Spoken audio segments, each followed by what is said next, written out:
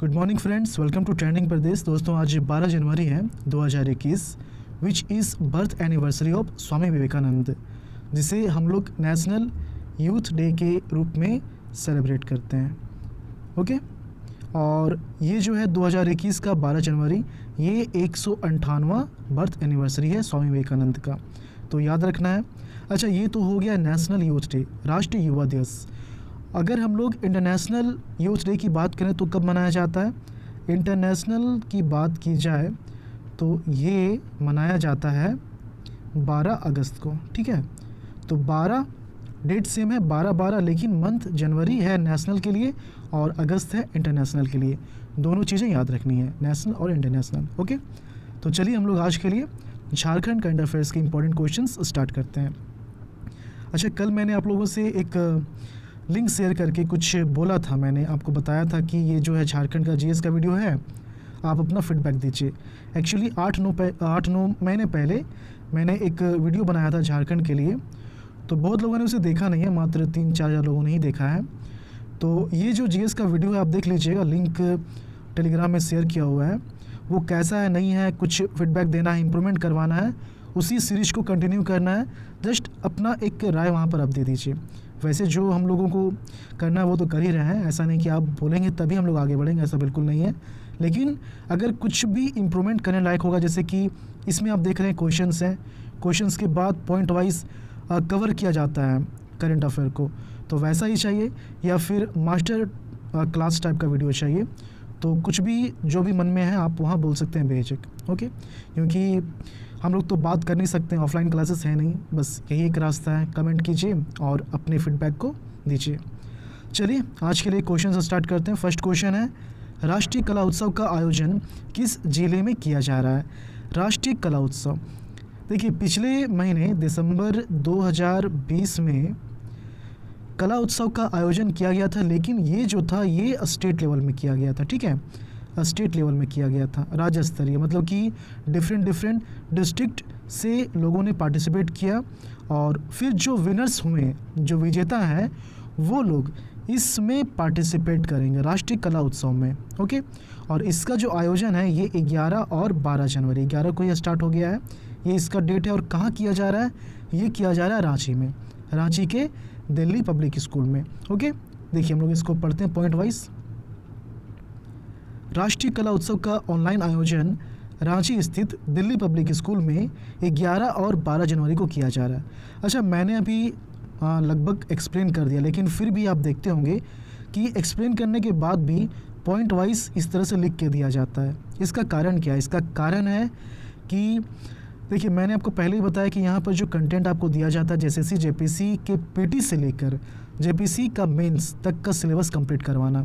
तो जेपीसी के मेंस में जब आप लिखेंगे तो जो बोलचाल वाली भाषा होती है वो नहीं लिखा जाता है, वहाँ पर क्या लिखा होता है? अपने शब्दों में लिखना। अपने शब्दों का कहने का मतलब ये है, आप जो बात करते हैं उसमें नहीं, जो विद्यार्थियों की भाषा होती है उसमें लिखना है। विद्यार्थियों की भाषा यही है जो आप देख रहे हैं लिखा हुआ। तो इसमें आप पढ़ने की आदत डालिए, इसमें आप लिखने की आदत डालिए। यही रीज़न है कि इस तरह से आपको ये दिया जाता है। ओके, और जो लोग जेएसएससी जेपीसी की तैयारी कर रहे हैं, जो रियली में एस्पायरेंट हैं, वो इस कंटेंट के वैल्यू को समझ रहे होंगे। ये बस कहने का 5 से 8 क्वेश्चन है, लेकिन अगर आप चाहेंगे इससे 20-30 क्वेश्चन आप बना लेंगे ईजिली, कम से कम 20-30 क्वेश्चन बना लेंगे। ओके, तो चलिए पॉइंट वाइज देख लेते हैं। राष्ट्रीय कला उत्सव का ऑनलाइन आयोजन रांची स्थित दिल्ली पब्लिक स्कूल में 11 और 12 जनवरी को किया जा रहा है। 9 से 15 दिसंबर तक ऑनलाइन माध्यम से राज्य स्तरीय कला उत्सव का आयोजन किया गया था। इसमें विभिन्न जिलों से 9 स्पर्धाओं में विजेताओं का चयन किया गया था। यह सभी विजेता अब डीपीएस रांची के ऑडिटोरियम से अपनी प्रस्तुति देंगे, और सभी विजेताओं को ऑलरेडी रांची में बुला लिया गया है शिक्षा विभाग के थ्रू। ठीक है, चलिए सेकंड क्वेश्चन है, बिरसा एग्रीकल्चरल यूनिवर्सिटी के द्वारा लॉन्च की गई एप्लीकेशन का नाम क्या है?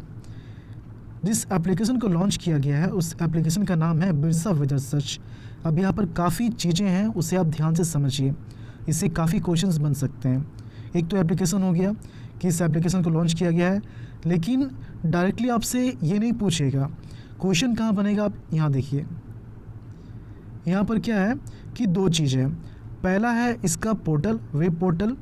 अगर आप इसमें जाएंगे तो इन्फॉर्मेशन वही है जो आप एप्लीकेशन में देखेंगे, ठीक है। लेकिन पोर्टल में क्या है कि इसमें जो लैंग्वेज है, लैंग्वेज में क्या है देखिए, नागपुरी, हिंदी और अंग्रेजी भाषा में मौसम पूर्वानुमान उपलब्ध रहेगा, ठीक है। इसका जो ऑफिशियल वेबसाइट है, इस पोर्टल के मौसम पूर्वानुमान चित्र को क्लिक कर किसान अपने जिला, प्रखंड व पंचायत की दैनिक और घंटावार जानकारी प्राप्त कर सकेंगे। अब इस पोर्टल को क्या है कि संथाली, नागपुरी, कुड़ुक, हो, मुंडारी, हिंदी और अंग्रेजी भाषा में कृषि, पशुपालन, वानिकी से संबंधित जानकारी ली जा सकती है। तो पोर्टल में अगर आप जाएंगे तो इतने सारे लैंग्वेज में आप जानकारी ले सकते हैं, ठीक है। लेकिन वहीं अगर आप एप्लीकेशन में देखेंगे तो एप्लीकेशन में नागपुरी, हिंदी और अंग्रेजी है। यहाँ पर पोर्टल के लिए क्या था, पोर्टल के लिए नागपुरी, हिंदी, अंग्रेजी था और यहाँ पर नागपुरी, हिंदी, अंग्रेजी है, लेकिन यहाँ पर पोर्टल के लिए इतना एक्स्ट्रा दिया हुआ है, ठीक है। बस ये डिफरेंस है इसके वेबसाइट, वेब पोर्टल में और एप्लीकेशन में, ठीक है। चलिए नेक्स्ट पॉइंट है, गाइडेड एसएमएस सेवा से किसान संथाली, नागपुरी, कुड़ुक, हो, मुंडारी, हिंदी व अंग्रेजी में कृषि, पशुपालन, वानिकी से संबंधित विषय वस्तु से संबंधित जानकारी एसएमएस द्वारा प्राप्त कर सकते हैं। मैसेज के थ्रू ये हो गया जानकारी। और वहीं अगर हम लोग वॉइस की बात की जाए, इंटरेक्टिव वॉइस रिस्पॉन्स सिस्टम की बात करें अगर हम लोग, तो ये जो है हिंदी भाषा में विकसित किसान कॉल सेंटर है। ये वॉइस, मेल और एसएमएस सुविधा से युक्त है, ठीक है। इसके अलावा किसानों के लिए बिरसा किसान डायरी का ई संस्करण नागपुरी भाषा में उपलब्ध है। साथ ही नागपुरी भाषा में ऑडियो बिरसा किसान डायरी भी उपलब्ध है। तो यहाँ पर जितना कुछ यहाँ पर था सभी को जो है किस किस लैंग्वेज में लॉन्च किया गया, किस किस लैंग्वेज में इन्फॉर्मेशन प्रोवाइड किया गया है, सभी के बारे में यहाँ उपलब्ध करा दिया गया है। लेकिन अगर एप्लीकेशन की बात की जाए तो एप्लीकेशन का नाम क्या है, बिरसा वेदर सर्च, ठीक है। चलिए आगे बढ़ते हैं हम लोग। नेक्स्ट क्वेश्चन है, झारखंड के किस शिक्षण संस्थान में एथेलोमीटर मशीन स्थापित की गई है। अच्छा यहाँ पर देखिए ये जो है गलत लिखा हुआ है इंग्लिश इसका, ये होता है एथेलोमीटर। ये किस काम आता है, जो इन्वायरमेंट में एटमॉस्फेयर में जो ब्लैक कार्बन है उसके इंटेंसिटी को पता करने के लिए इस मीटर का इस्तेमाल करते हैं, एथेलोमीटर, ठीक है।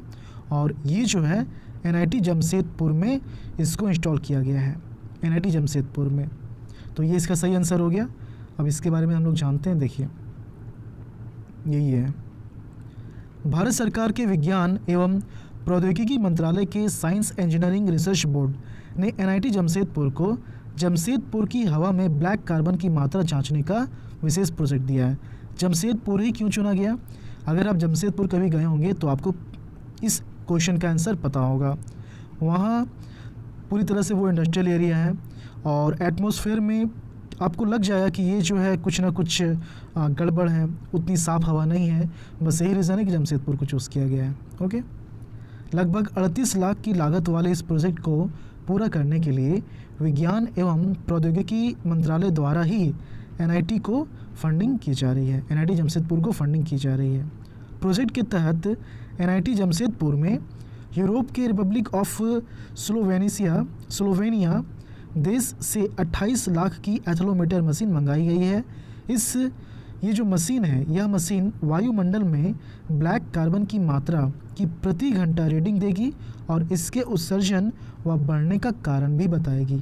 यह इस प्रकार की झारखंड में पहली मशीन है। तो साइंस एंड टेक्नोलॉजी के लिए इंपॉर्टेंट क्वेश्चन हो गया झारखंड का। फोर्थ क्वेश्चन है, झारखंड के किस इंडस्ट्रियल यूनिट के द्वारा परमाणु और अंतरिक्ष क्षेत्र में फिर से शोध शुरू किया गया है। टाटा स्टील में हो नहीं सकता है, सेल गेल में ये सब होता नहीं है। एक ही ऑप्शन है, मेरे ख्याल से आपने इसको टिक कर दिया होगा, ऑप्शन बी जो है इसका सही आंसर है, हैवी इंजीनियरिंग कॉरपोरेशन रांची। देखिए HEC के सेंटर ऑफ एक्सीलेंस में शोध की शुरुआत की जा रही है। रूस की सिटी मैस कंपनी के सहयोग से इस सेंटर को खोला गया था। इस सेंटर में रक्षा, परमाणु ऊर्जा, इस्पात, एरोस्पेस, स्टील मेल्टिंग एवं heat treatment, special forging, casting power plant इत्यादि शामिल है। ओके, 5वां क्वेश्चन है, ये इंपॉर्टेंट क्वेश्चन है। ट्राइबल हीरो शिबू सोरेन नामक पुस्तक के लेखक का क्या नाम है?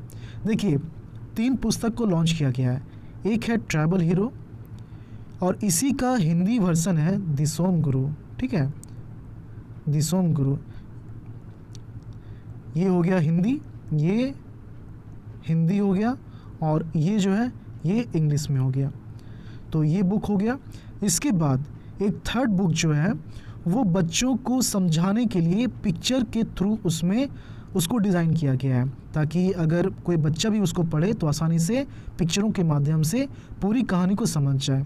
ओके, तो ये 3 पुस्तक हैं और इसके जो लेखक हैं अनुज कुमार सिन्हा है, ऑप्शन बी अनुज कुमार सिन्हा। ठीक है, देखिए शिबू सोरेन के जन्मदिन 11 जनवरी पर उनके जीवन संघर्ष से जुड़ी 3 पुस्तकों का लोकार्पण किया गया। लोकार्पण समारोह मोराबादी स्थित आर्यभट्ट सभागार में किया गया। इस कार्यक्रम के मुख्य अतिथि के रूप में मुख्यमंत्री हेमंत सोरेन उपस्थित थे। इन पुस्तकों के नाम क्या हैं? दिसोम गुरु शिबू सोरेन जो कि हिंदी में है, ट्राइबल हीरो शिबू सोरेन जो कि अंग्रेजी में है, और सुनो बच्चों आदिवासी संघर्ष के नायक शिबू सोरेन गुरुजी की गाथा है इसमें। और पत्रकार अनुज कुमार सिन्हा ने इन तीनों पुस्तकों को लिखा है। ठीक है, अनुज कुमार सिन्हा। और दिसोम गुरु शिबू सोरेन जो है ये जो पुस्तक है मूलतः शिबू सोरेन के जीवन के संघर्ष की गाथा है। इस पुस्तक में इस बात की विस्तार से चर्चा की गई है कि किन हालतों में शिबू सोरेन को स्कूल छोड़कर महाजनी प्रथा के लिए आंदोलन में उतरना पड़ा, कैसे उन्होंने आदिवासियों को उनकी ज़मीन पर कब्जा दिलाया, कैसे धान काटो आंदोलन चलाया। Okay, tribal hero Shibu Soren नामक पुस्तक हिंदी का अंग्रेजी में अनुवाद है। और जो तीसरी पुस्तक है शिबू सोरेन के संघर्ष को चित्रावली के माध्यम से बच्चों को बताने का प्रयास किया गया है। ठीक है, चलिए कुछ और क्वेश्चन हैं उसे भी देख लेते हैं। झारखंड से किन्हें प्रधान मुख्य वन संरक्षक वन्य प्राणी बनाया गया है? तो प्रधान मुख्य वन संरक्षक वन्य प्राणी जो है झारखंड से राजीव रंजन को बनाया गया है, ऑप्शन बी सही आंसर है। ठीक है, रवि रंजन कौन है? हाईकोर्ट के चीफ जस्टिस हैं। Muscle mania body building championship में झारखंड से किसने प्रथम स्थान प्राप्त किया है? तो muscle mania body building championship में झारखंड से धनबाद के आकाश साव ने पहला स्थान हासिल किया। इस प्रतियोगिता में 100 से अधिक खिलाड़ियों ने हिस्सा लिया था। ठीक है, ऑप्शन बी जो है इसका सही आंसर है, आकाश साव। लास्ट लेक्चर का जो क्वेश्चन है उसे भी देख लीजिए। झारखंड ट्राइबल डेवलपमेंट सोसाइटी के द्वारा कितने ट्राइबल सब प्लान जिलों के 52 ब्लॉक में मड़ुआ मिशन की शुरुआत की जाएगी? तो मैंने आपको बताया था कि जब भी JTDS की बात आए आप आंख बंद करके 14 टिक कर दीजिए। क्योंकि 14 क्यों? क्योंकि जो ट्राइबल सब प्लान जिले हैं वो कितने हैं? वो 14 ही हैं। और इसका जो भी स्कीम होता है ये ट्राइबल सब प्लान जिलों में पहले इम्प्लीमेंट करता है। तो टोटल 14 डिस्ट्रिक्ट हैं, तो 14 डिस्ट्रिक्ट में ये इम्प्लीमेंट किया जाता है। ठीक है, तो ऑप्शन बी जो है 14 इसका बिल्कुल सही आंसर है। सभी लोगों ने इसका सही आंसर दिया था।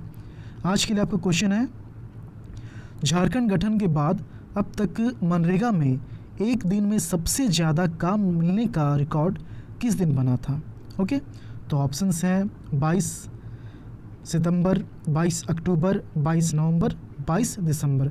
आप अपना आंसर जो है कमेंट के थ्रू बताएं और इसी तरह से आप वीडियो को लाइक करें, अपना फीडबैक हमेशा देते रहें।